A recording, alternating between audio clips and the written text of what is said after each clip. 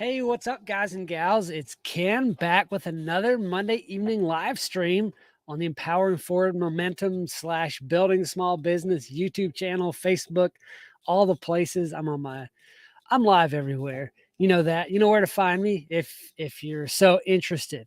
Tonight we're talking about 5 steps to getting started in a side hustle or a solo biz. You know, we talk about building small business, but a lot of my angle is as a solopreneur. So we're talking about starting a new side hustle or a solopreneur business. Hey, I see somebody's on Facebook. How are you? I can't see your name because I'm streaming through StreamYard, but hey, glad you joined us.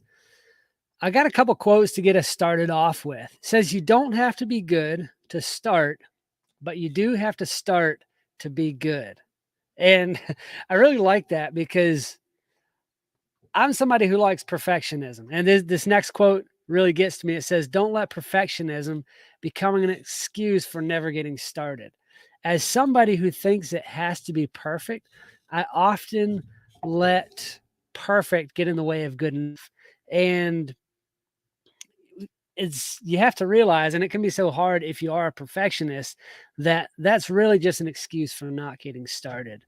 But let's jump right into it. 5 a new side hustle or solo business. I'm going to spend a lot of time, probably the most amount of time on this first step.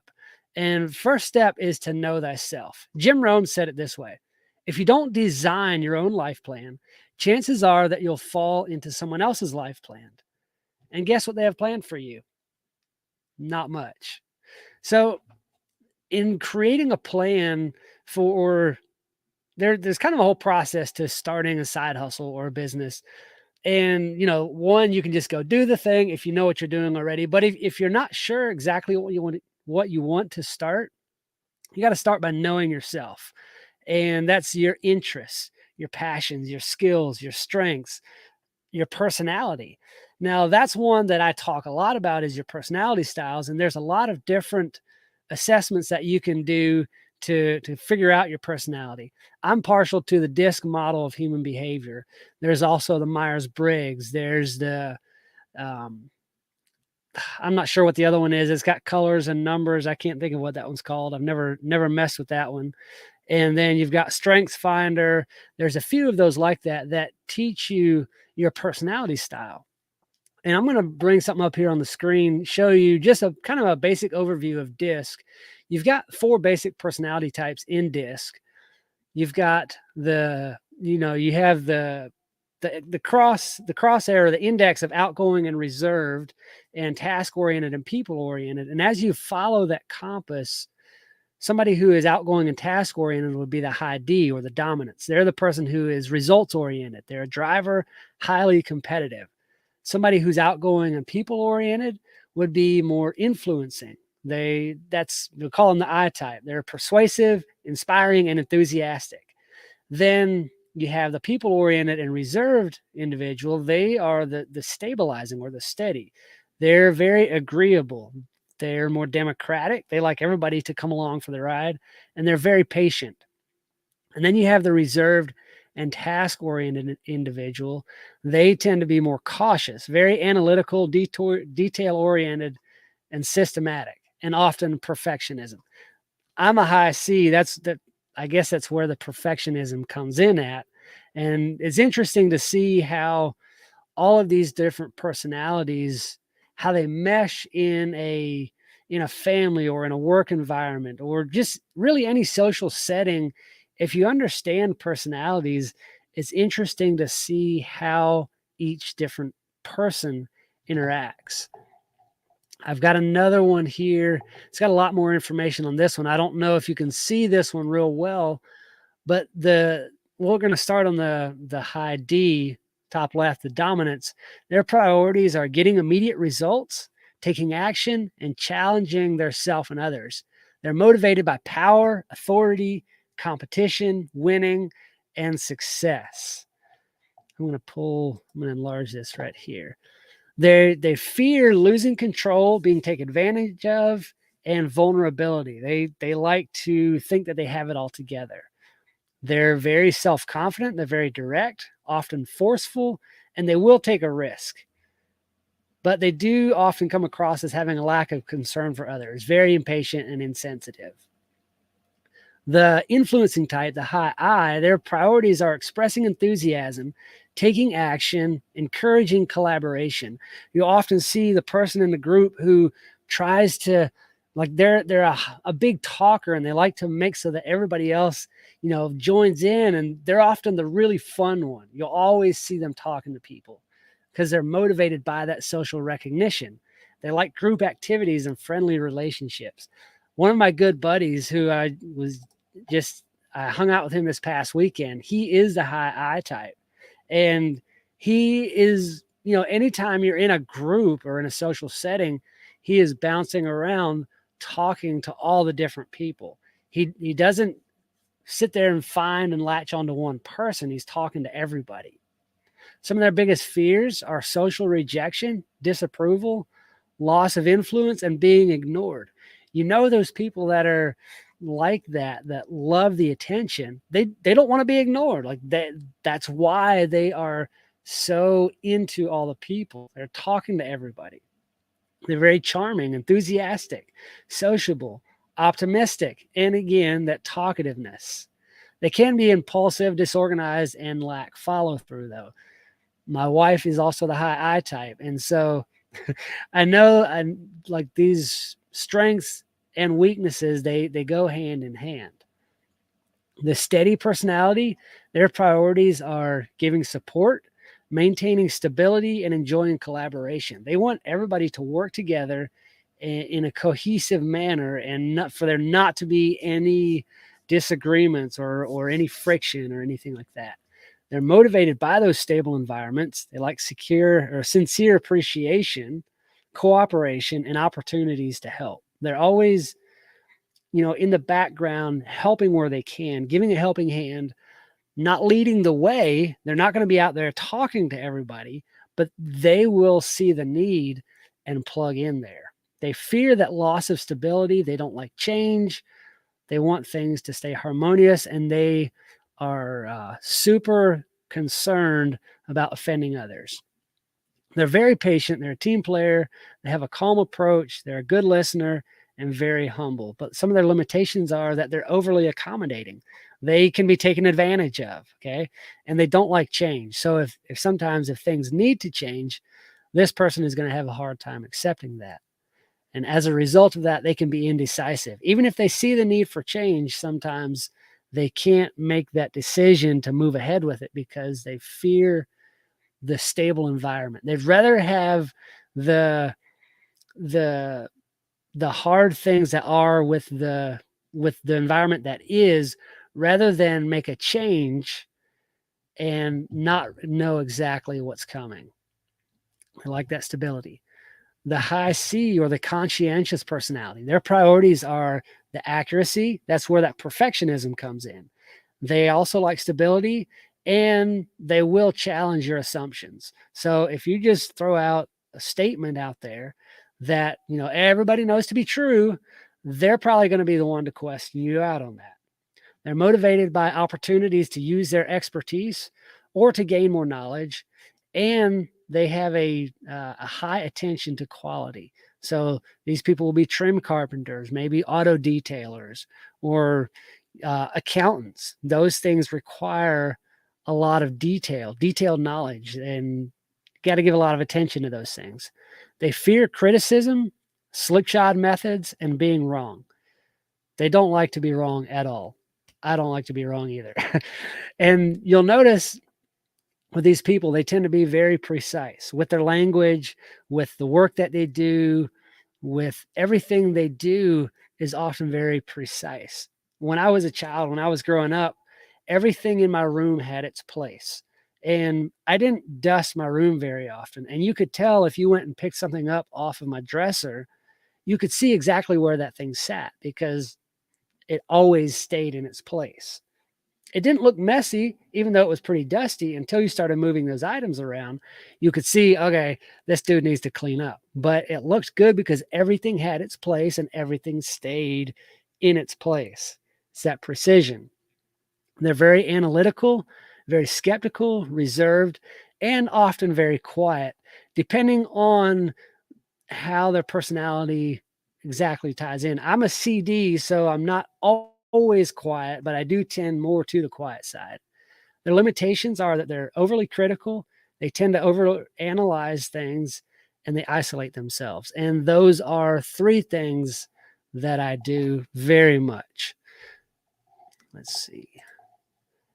So if we go on to some of the, I've had a few things here to show. If we go on to some of the strengths, we're still in the knowing thyself.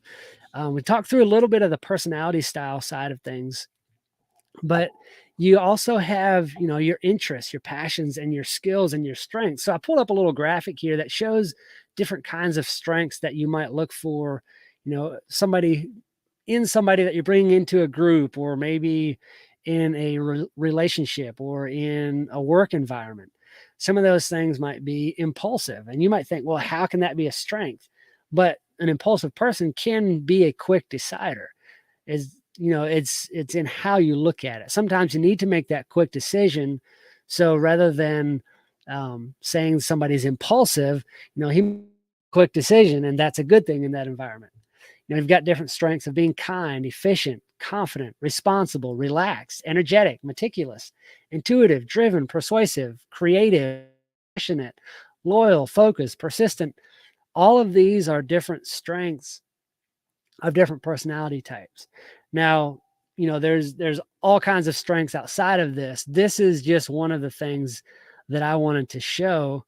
And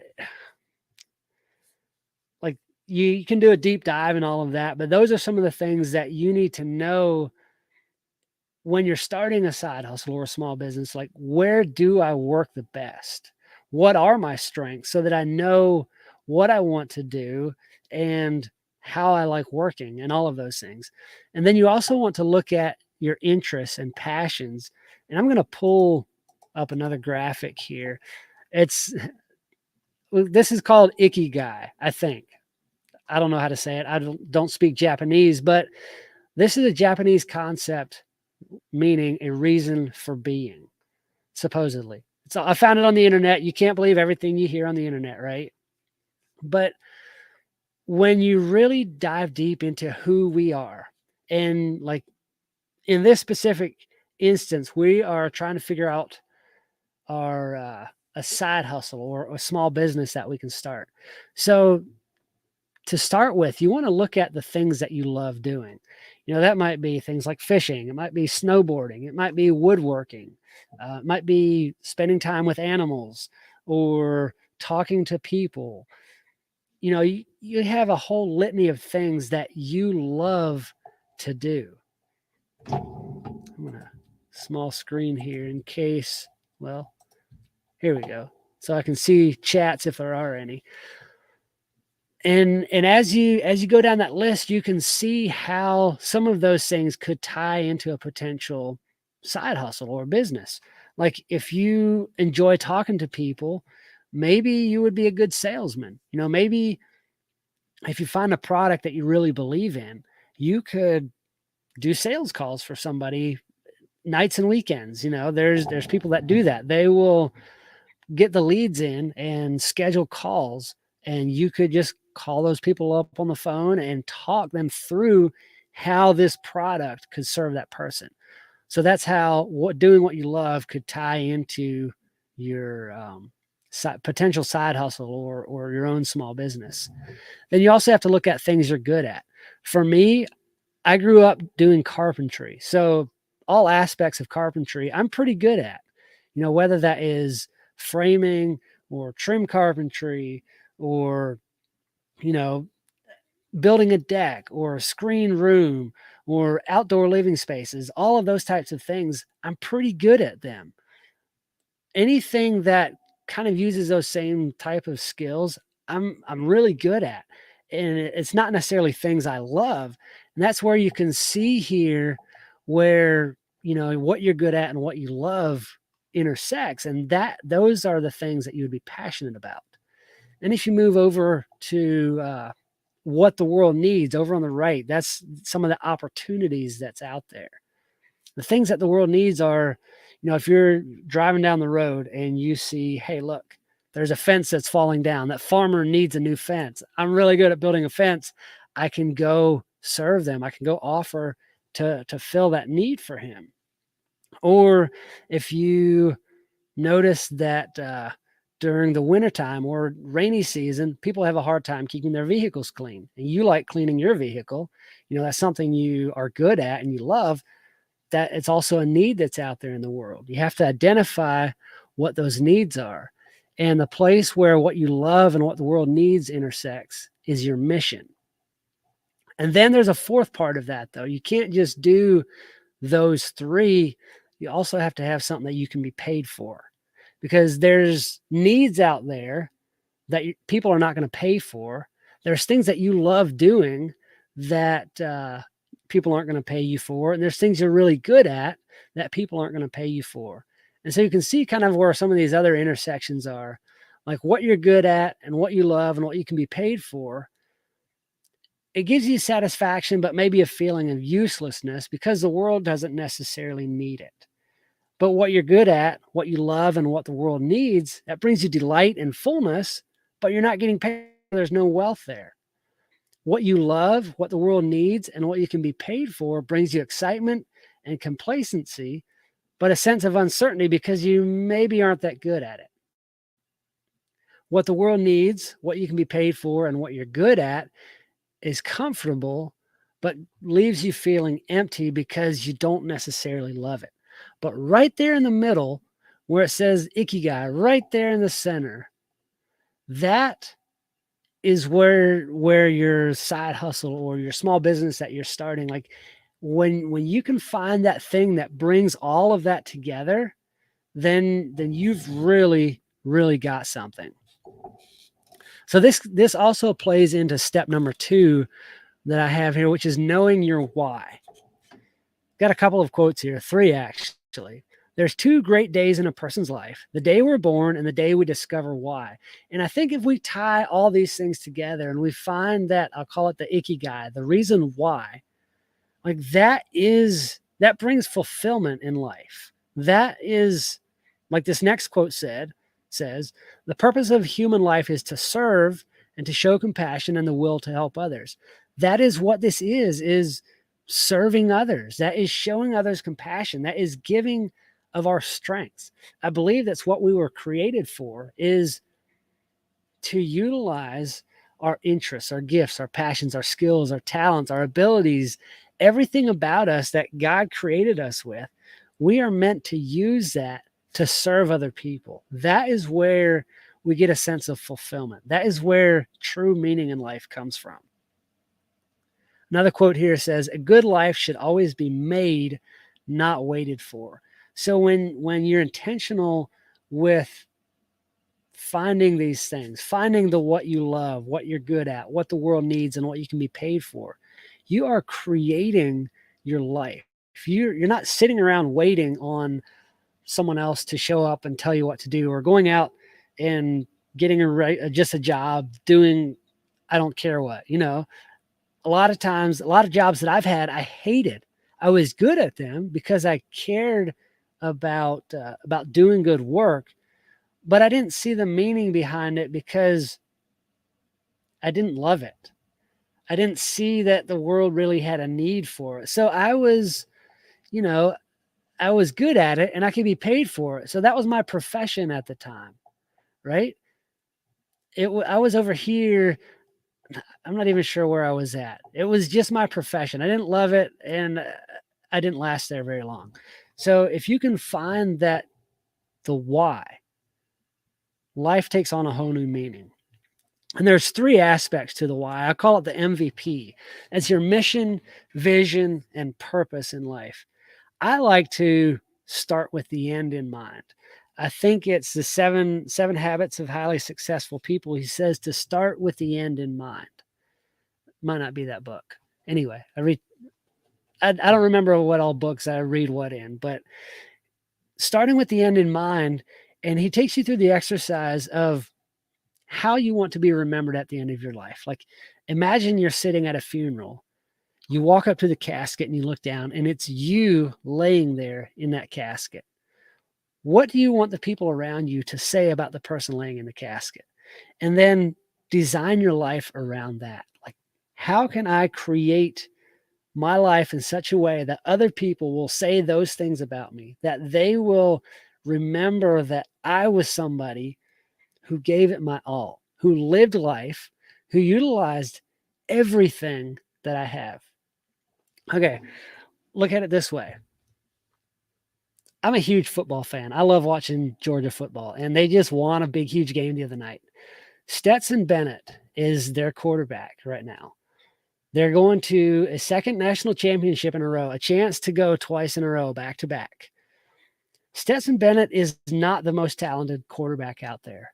He's not the most physically gifted, but he has done more with what he has than most other majorly talented, gifted quarterbacks have ever done.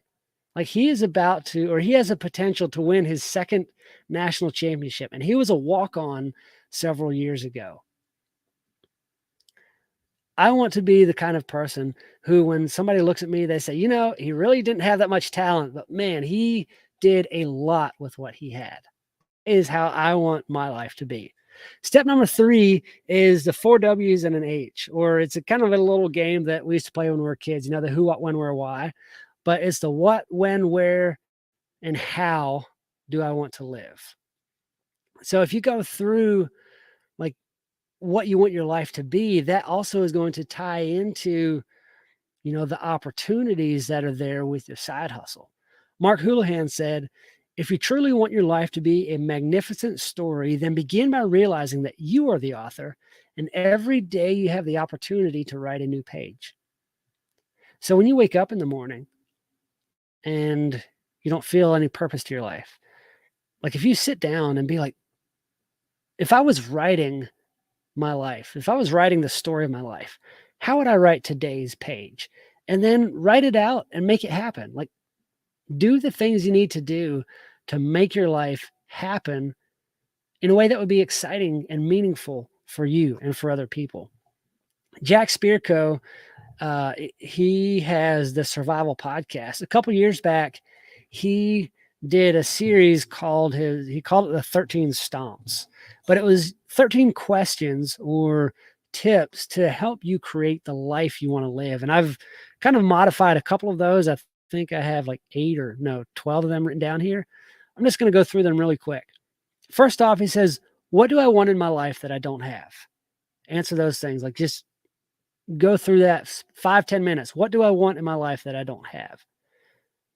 Then what do I have in my life that I don't want? And you may find some things there that are directly clashing. Like, you know, you might have this, but you want this, and they're like two polar opposites. So what do you have to do to flip that? The third thing is, where do I want to build my life? Do I like where I'm living now? If I'm living in South Georgia or Kentucky or Alaska, is that where I want to build my life? And how does the side hustle or small business that I want to build play into these things? Next question, or the next thing to do, is to develop how can I questions. So what do I want in my life that I don't have? I want a house. So how can I get a house? You know, do I need to build one, buy one, borrow one, rent one? What do I need to do to have that house? And is that going to further my mission? Is that going to play into the other things that I have and don't want, or want and don't have? Number 5 is to develop a financial plan. How can I create the financial freedom in order to achieve those things? And plan that out and say, you know, either it fits into my financial plan, into my current finances, or I'm going to have to figure out how to make more money in order to make these things happen. Number 6 is to list everything you have and are grateful to have in life. Number 7 kind of goes back to this ikigai right here, and that is a deep analysis of what is my sphere of control, influence, and concern, and where those things intersect. You know, you don't want to operate only in your sphere of control. You don't want to operate at all in your sphere of concern, because that's things you don't have control or influence over. And you don't want to operate only in your control of influence, because you don't necessarily have control over those things. But where they all three intersect, that is where you want to live your life. Number 8 is to, and I modified this one a little bit. He said, turn off the news. I say, quit worrying about what other people are doing or saying. If you wouldn't take their advice, don't accept their criticisms, or at least don't put a lot of weight into it. Like, maybe be like, is that actually a thing? And then let it go, or act on it. But don't let somebody whose advice you wouldn't take, don't let their criticism bring you down. Number 9, look at your how can I questions and turn them into this is how I'm going to do it statements. And then do one of those things today. Like, how can I get that house? And then turn them, I am going to call the bank and see if I can get a loan, or do this to bring my credit score up so that I can get the loan, or I don't know, somehow, however you got to do to work through those steps to get the thing that you wanted but don't have. Number 11, accept the fact that you deserve exactly what you want. You just haven't done the work yet. I've always said it this way. You deserve everything you want in life to the exact degree that you're willing to put forth the effort to achieve it. Okay? You deserve everything you want in life, but you do to the degree that you work for it, that you put in the effort to make it happen. Number 12 is to find people who have exactly what you want and examine what they did to get it. Maybe even ask them to mentor you. Number 13 is to look over these lists every single day, make updates, and don't stop until you have achieved the life you want, the side hustle you want, the small business you want. Don't stop working and moving forward until you've got it. Let's see what else I had here. I think that's it on those. So I'm going to go full screen now so you can see my mug. Number 4 on the 5 things to do when starting a side hustle or small business is look for the opportunity. And that is where we talked about that ikigai. I brought that one up too soon. Where your skills and your passions and your opportunity and what the world needs, where all of those things intersect. So we've already gone through that. I brought that up too soon, but we've gone through it. So you know what you need to do in those things. Look for the intersection of your skills, your passions, your opportunity, and what the world needs, and focus your efforts there. And then the last thing, number 5, is to take action. And I have take action, take action, take action. Like, don't stop, don't sit around, don't wait on somebody else to do it for you or to make it happen. Don't sit there waiting on opportunity. Okay? Opportunity is not very likely going to come knock on your door. The thing you want is not going to chase you down. You have to go make it happen. It's not like deer hunting. You don't go sit there and wait on it. Go actively pursue it. Take action. Create a structure for how you can make it happen. Like, if you have to set aside an hour a day to work towards that, or 2 hours a day to gain the skills and the knowledge to create the things that you want, then go do those things, but take action on those things. Look at that list we talked about in step number 3. Work through those things and take action every single day. You've got to make it happen. You can do this. I know you can. That's all I've got for tonight. Do good work.